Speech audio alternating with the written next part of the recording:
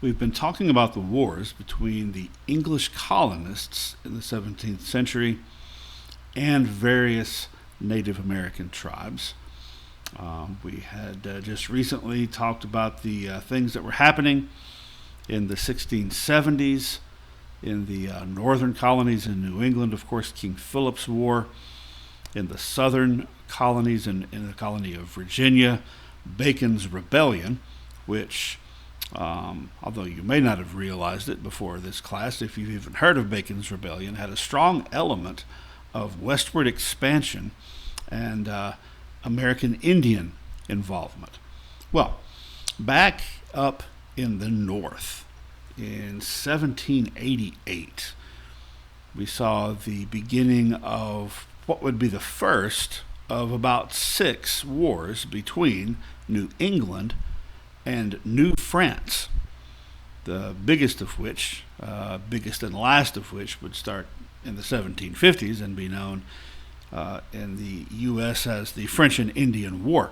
This first one was King William's War. And in this first one, like in all the others, between New England and New France, the French have a large number of Indian allies. Now, the English have a small number. They have some Indian allies, but most of the native tribes allied with the French. And that's because they found the French much easier to get along with, because the French were there to trade for furs, not to take away their land so as to bring a huge number of French colonists to come live on it. Now, there was some of that, but not nearly as much as there was with the English. So King William's War lasted for the better part of a decade. They took about 5 years off, and then they went right back to war again with Queen Anne's War that started in 1702 and lasted for about another decade. So as this is going on, with most of the Indians, remember, allied with the French, the settlements in New England are particularly vulnerable. Now, people down in the newer colony of, for example, South Carolina didn't have to worry too much about the French. They had to worry more about the Spanish down there. But in the northern colonies in New England, they were very concerned with the French and with the large number of native allies that they had. So this is the situation in the 1690s in New England. They were at war, and they were being raided by the forces of the French coming down from Canada with Native American allies. Now, think about the context here, with most of those settlements in New England having been established and still being maintained by Puritans who had this really, really dim view of the local Indians. They viewed them as diabolical red devils in league with Satan. And they viewed the French the same way, because the French were Catholic. And the whole idea of Puritans was that the Church of England, which was Protestant, hadn't changed enough of their Catholic stuff. That's why they were wanting to purify the church, get rid of every last vestige of Catholicism, like the liturgy, for example, the high church rituals and so forth. So anyway, these are, like, from the perspective of the English Puritans, the 2 biggest enemies of God: Catholic French, or Papists as they call them, and that was not a friendly term, and their red devil savage allies. And it's all happening right there along that border between New England and New France.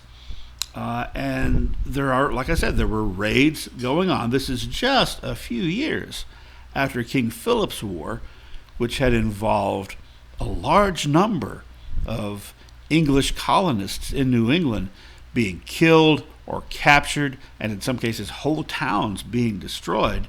So for a lot of these Protestant Puritans, this whole thing seemed like the onset of Armageddon, the end of the world. And they thought that's what this was, and they were right in the middle of it. They were living in fear for their lives from the raiding French and their Indian allies, and they were living in existential fear as well that God was the quote unquote true God, true religion, was under assault from all sides. The devil was running rampant, and this was probably the end of the world. So, bearing all that in mind, remember what happened in the 1690s in Salem, Massachusetts. I'm sure you're all familiar with this, when there was just this outcry, this mass hysteria that involved a fear of witches that led to many people being executed or tortured to death to try to get them to confess so they could be executed in the town of Salem, which, as I said, I know that most of you are already familiar with. But you may not have realized that the people of Massachusetts at that time were already in a state of mass hysteria because of their justifiable paranoia with all the raids that were going on and the fact that they had tied that to their spiritual outlook and the end of the world. When people's safety and security is under threat, that's when they're most likely to do crazy things that maybe they would not otherwise have done. In fact, one of the judges at the Salem witch trials and a very prominent theologian in New England at the time period and after, whose name was Cotton Mather, which may sound like a strange name until you take into consideration he's the son of Increase Mather. Anyway, Cotton Mather, some of the things that he said during the trial kind of point to that viewpoint of Indians as being red devils and savages, kind of playing into the things that were going on politically and militarily. He said, for example, that Quakers, who were extremely unpopular in New England because they were not Puritans, Quakers were savages, spiritual savages, as evidenced by the fact they were friendly to Indians and believed, for example, in dealing fairly and being honest with them, which you should never do with Satan. Also, Cotton Mather wondered if perhaps it was not Indian sorcerers behind all the shenanigans going on at Salem with all the witchcraft, which, of course, again, as you probably are aware, it was just random things that happened that were totally explainable. Cotton Mather and many other Puritans believed that the very fact that they were being subjected to these raids by the French and the Indians was a punishment from God visited upon them for having been too nice to the Indians themselves and for becoming too much like the Indians in their lifestyle on the frontier.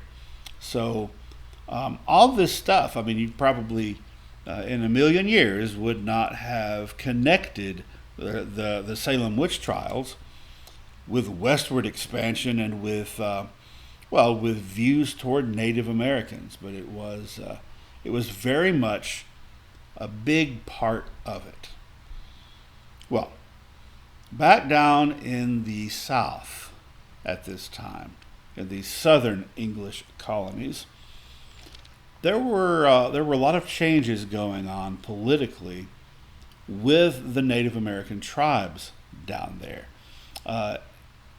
Specifically, there were powerful confederacies developing. A confederacy or a federation or a league means essentially a group of allies. Now, the Powhatan Confederacy had been becoming extremely powerful in the Tidewater region when the English first arrived at Virginia. But after that war with Opechancanough the power of the Powhatan Confederacy was broken, and that created a power vacuum.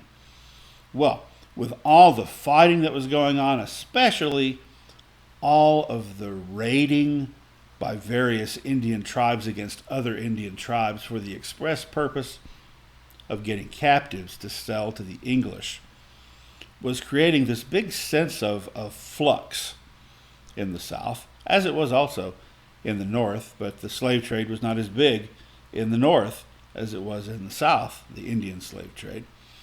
So this was resulting in some reconfiguring of tribes along political lines. For example, the Cherokee people, who had first been contacted back in the 1540s by the Spanish.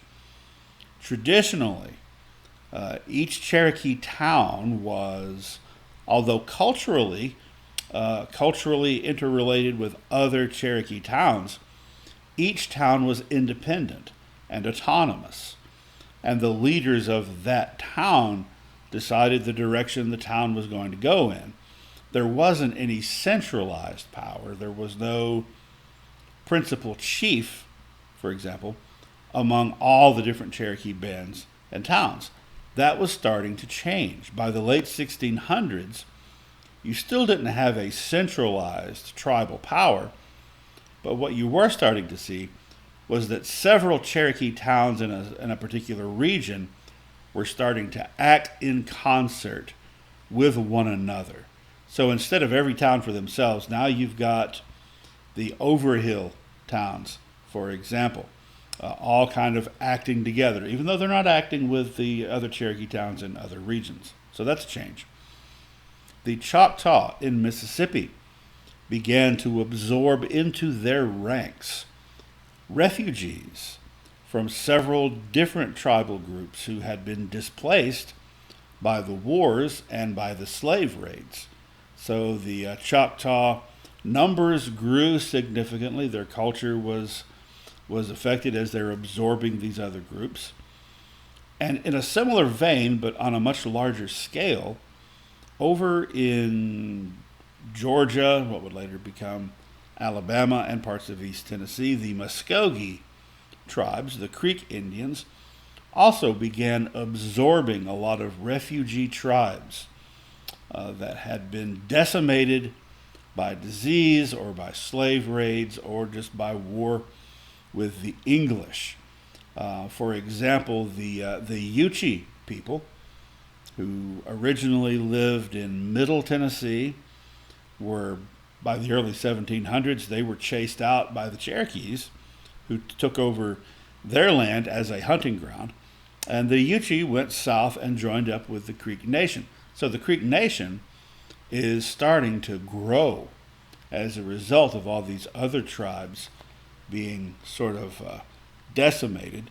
And the Creek Confederacy is going to be the major power in the Southeast for the better part of a century as a result of this. All right, well, let's get back to now the situation with the Yamasee Indians in South Carolina. So just a little bit of a recap, because we've talked about a lot of different tribes in just the last hour or so. The Yamasee were a group that had been displaced by the Westo, who had made a contract with the governor of South Carolina to be the colony's chief slave providers, but they kind of got out of hand, the Westo did. And so South Carolina turned on them, and they were replaced initially by the Shawnee and then by the Yamasee as slave providers to the English colony, the colonies in the South, particularly South Carolina. Well, there's going to be a big change. The Yamasee, who were heavily involved in these raids, raiding their neighbors to take captives to sell to the English, they're going to come to the realization that they're basically on the same career trajectory as the Westo, who once they became too big, were essentially wiped out. So the Yamasee leadership comes to understand that being involved in this slave trade, which might bring immediate material benefit in the short term, in the long term was bad, not just for them, but for all the tribes in the region. So they turned against their employers, the South Carolina colonial government. And along with them, practically every tribe in the region joined in to what would become known as the Yamasee War. Started in 1715, lasted a couple of years. And the main point of contention was this slave trade, because by offering to pay in trade goods or in money for excess captives that the tribes had to go and work in the English plantations, it was causing all the tribes to be at perpetual warfare with one another, large-scale warfare, decimating one another, all for the benefit of English colonists. So that's not sustainable. All these tribes gathered together and decided to wipe out the colony of South Carolina, and almost succeeded.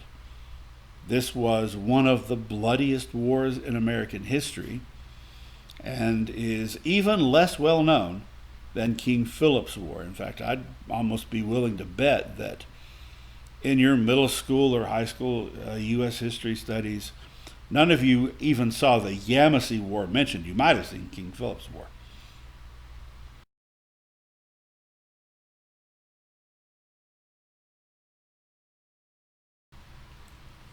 Well, hundreds of English colonists were killed in the initial wave of attacks by the Yamasee and their many allies, which included the various members of the Creek Confederacy. And when I say hundreds of people died, that was still a pretty big, significant percentage of the population, the English population of that colony. People in the smaller towns, many of which were destroyed, and in isolated farms and so forth, they withdrew to the capital of Charlestown, later known as Charleston, South Carolina, and just sort of forted up there. And people who were outside the town, who were caught outside the town, were pretty well out of luck. A lot of merchants and traders were killed, and things were looking kind of dire for the colony until the Cherokee switched sides. They had initially been on the side of all the other Indians against the English, in as much as a lot of Cherokee warriors were involved from certain of the towns. At this point, there still was no centralized tribal government among the Cherokees, but they didn't maintain their alliance with their other Indian allies, because those other Indian allies were mainly Creek Indians, and the Cherokees and the Creeks were bitter enemies, and would continue to be bitter enemies for some time after this. So ultimately, the Cherokees switched over to fight against their own traditional enemies, the Creeks. And that kind of turned the tide when the Cherokees came down out of the mountains to help the English. And that's going to not only turn the tide and eventually cause the attacking Indians to withdraw and lead to a truce and to peace, except for among the Cherokees and Creeks, who would fight each other for 50 years afterward. It also puts the Cherokees in a really good position with the English. They were rewarded for their loyalty by better trade relations and more guns, and the Cherokees would become rivals and eventually even supplant the Creeks as the major tribe in the area. So those were some of the consequences of the war. The biggest consequence, though, the most important thing about this very important colonial war, is that it essentially ended the Indian slave trade, which, like I said, was pretty big in the South. In fact, in 1700, there were more Native American slaves in the South Carolina colony than there were African slaves. So the tide is going to shift so far as who is being forced to do the labor in South Carolina and the other southern colonies. There's a lot of different factors. For example, a lot of factors that eventually made the African slaves purchased from Dutch traders initially, make those African slaves more appealing to plantation owners. I mean, one reason is that the Native Americans had all these issues with disease resistance. They didn't have a lot of it. As a result, Native American slaves were more likely to die more quickly under the circumstances of plantation slavery. Also, an advantage from the perspective of the white plantation owners of African slaves over Native American slaves is that it was easier for Indians to escape because they knew where they were. They knew where they were and they knew where they were going, as opposed to someone who had been kidnapped and shipped across the ocean into a strange new land. It was just harder for them to make the escape to begin with. Also, and this is probably the biggest factor, when Africans escaped, they kind of stood out. When Native American slaves escaped, they could just kind of blend in with other Native American groups. And as the Yamasee War demonstrated, they could blend in with their own people who were very close by with guns, which is something that the African slaves didn't have as an advantage. So the Indian slave trade virtually disappeared after 1717 and the end of the Yamasee War.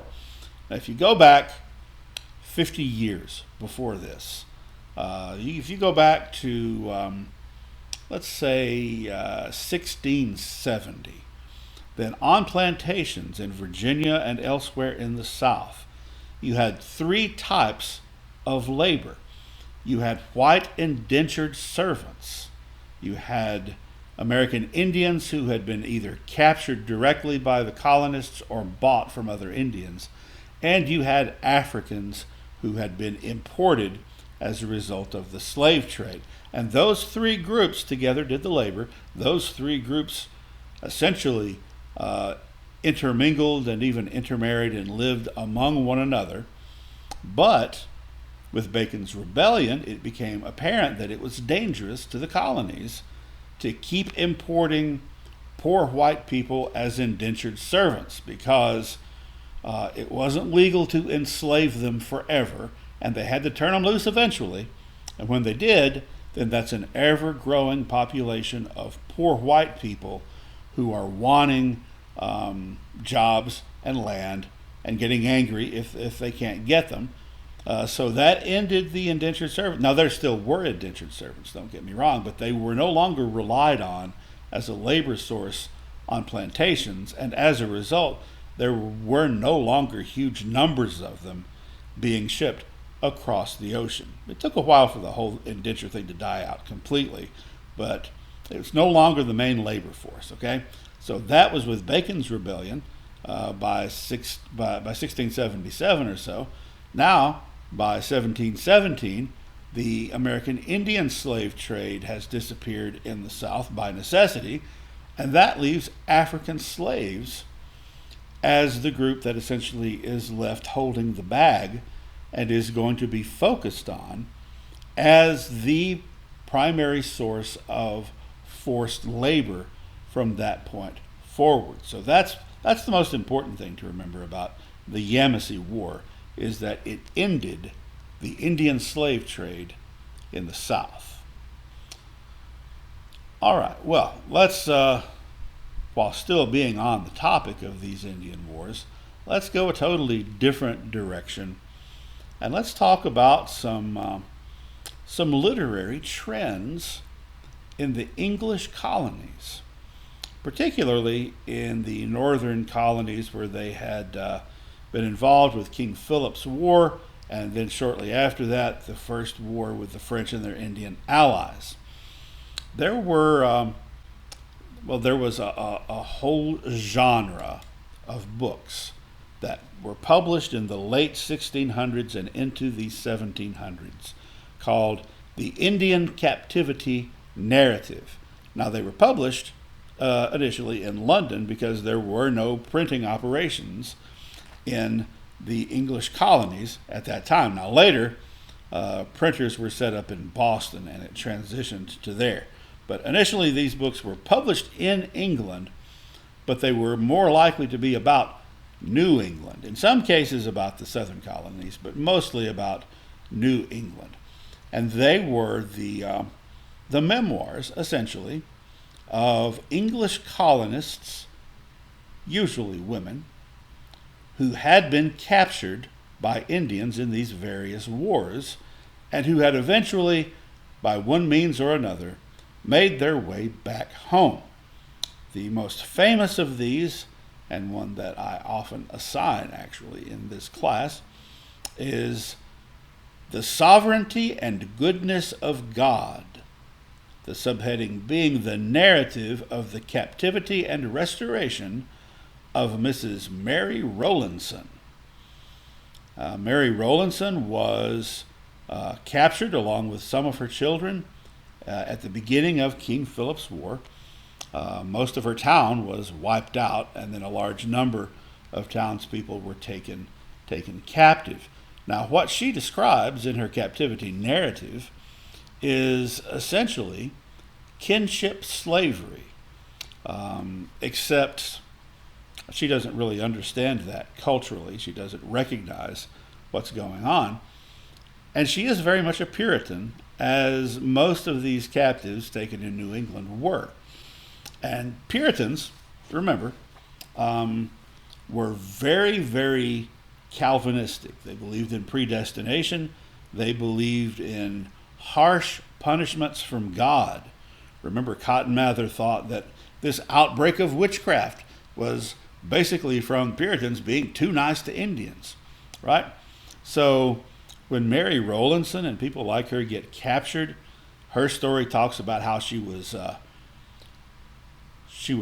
forced to do manual labor at the Native American camp, that she was assigned to this particular household where she was basically assigned to help with the chores, and that over time they treated her more and more nicely. Certainly weren't nice to start with, but got nicer as time went on. Now, from what we've discussed about Native culture and kinship slavery, remember, captives taken in warfare could either be put to death, or they could be adopted, or they could have this in-between state where they are basically captive labor that is assigned to a particular family just to help out with the labor. It's not hereditary and it's not necessarily permanent. And if that captive sort of becomes part of the family and demonstrates value to the community, they'll be adopted eventually. So that's what was going on. But to Mary Rowlandson, what was going on is every time they did something nice for her or were considerate of her in any way, she interpreted that as the Spirit of God entering their dark, evil hearts and forcing them to be good to his servant. So she wasn't giving them any agency of their own, really, in anything. Either Satan was propelling them, or God was forcing them to be nice. And all of these captivity narratives that took place in New England have kind of the same theme. They have the same themes and they read a lot alike, in large part because usually the former captive isn't the person writing this story. It was editors who found that this particular type of story was very popular with other Puritans. And the theme was this. Essentially, we'll use Mary Rowlandson as an example. Her whole book is about how her entire Puritan community must have really ticked off God really badly by not being godly enough, So he punished them by bringing Indians to attack them.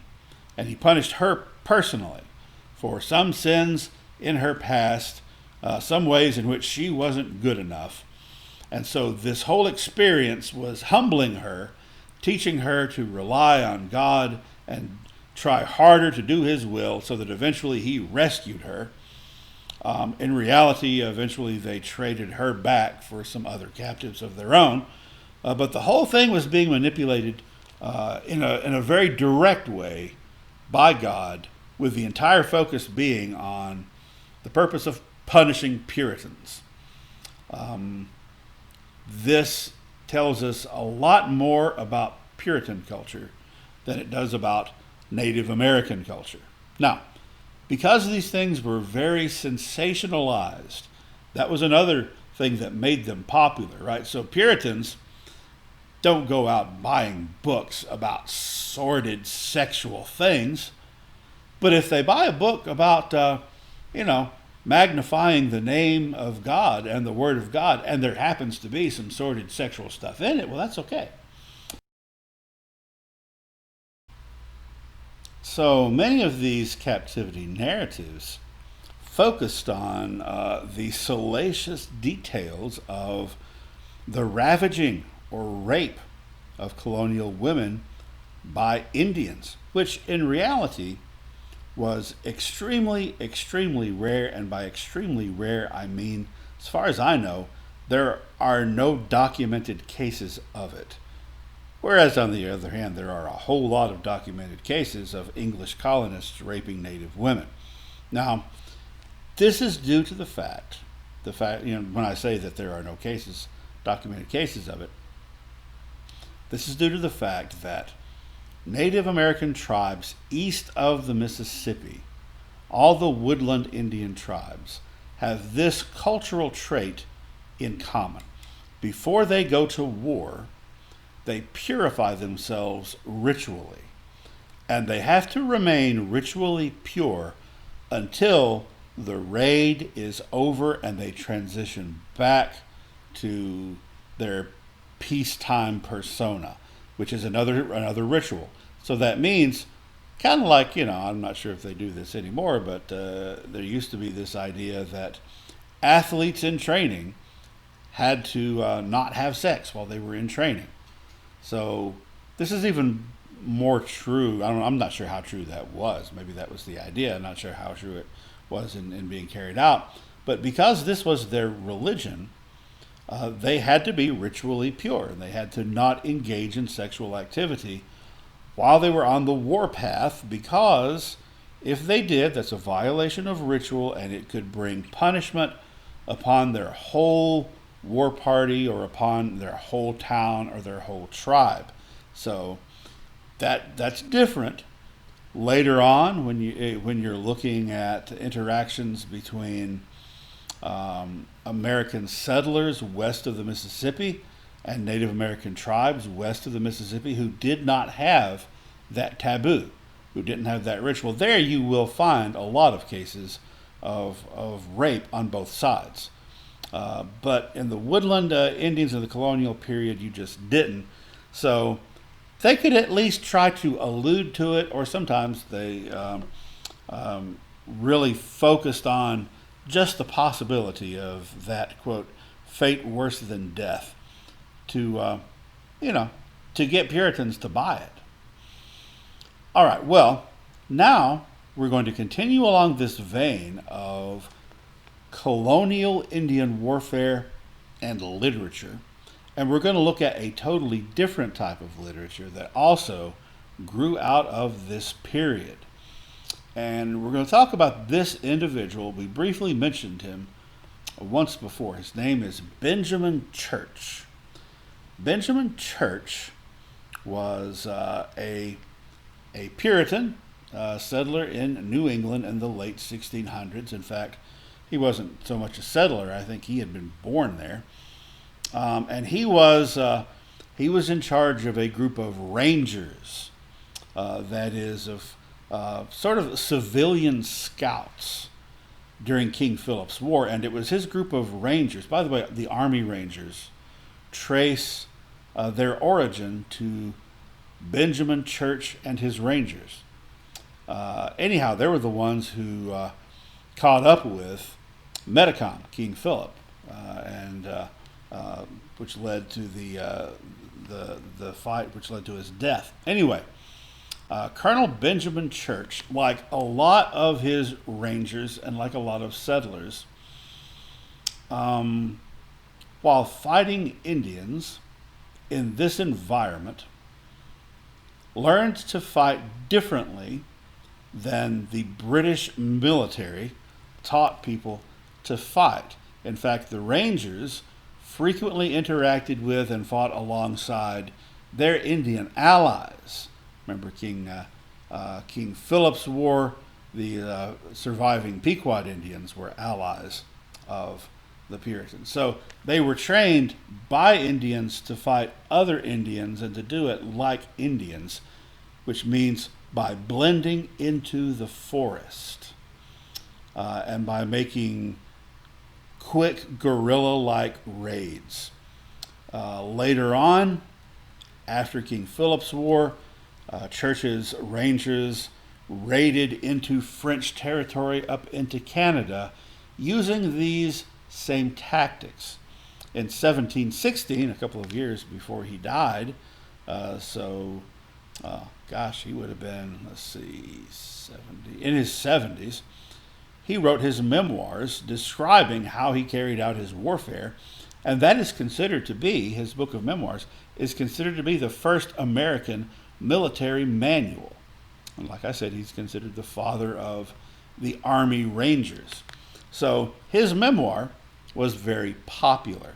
He himself was popularized as a frontier hero, really the first American of European descent to have that image of being a great localized military hero and a frontiersman. So books like Church's book about his memoir of his experiences, and other people like him who wrote their memoirs also were very popular, but they were very different from the captivity narratives, inasmuch as captivity narratives is basically they were basically Sunday Puritan sermons, really, all about how everything is the hand of God manipulating the world so as to punish various Puritans for not having enough faith. Well, Church didn't have that approach. He didn't have the approach that Puritans traditionally had of the wilderness itself, which is that it was a diabolical, hellish, chaotic, disordered place where God was not present out in the woods. Whereas Church saw God present out in the woods. He had a positive view of the forests and of the wilderness in which he operated. And his book, and the books of people like him, basically conveyed the attitude of him and people like him, which is to say that they relied on their weapons. They relied on their weapons, their training, and their instinct to help them to win battles rather than exclusively and solely relying on praying to do it. So, he was a New Englander, but he did not have a lot of the traditional Puritan ideas. And a lot of people like him didn't either. So this kind of symbolized a change that was taking place in views of the wilderness and the frontier. Another example, who came a generation or two after Church, was Robert Rogers. He led a group of Rangers called Rogers Rangers in the French and Indian War, which was part of the 7 Years' War. That was the biggest of the wars between New England and New France, and the last one. So he was greatly glamorized in his lifetime during the French and Indian War for being a great English hero, for leading his Rangers through the forest with their Indian allies against the French and their allies. Later on, Pontiac's rebellion in the Midwest, the Great Lakes region. He was a leader in the military fight against Pontiac and the tribes affiliated with him. However, by the time the American Revolution came along, being somebody with an intense record of loyalty to the crown and to England did not get you heroized anymore in American colonial literature. He continued to be a ranger, but now he was a Tory, so he continued to be a ranger in the British Army, which all of a sudden had become the enemy, right? So then he became considered like a great enemy of the American colonists.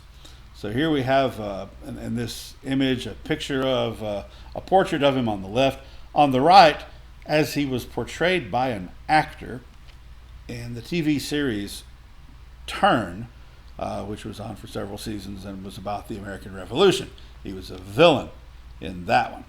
Anyway, Benjamin Church, Robert Rogers, early to mid 1700s, a demonstration of American military heroes no longer necessarily being English military heroes, no longer being heroes in the traditional English sense, but in a uniquely new American sense.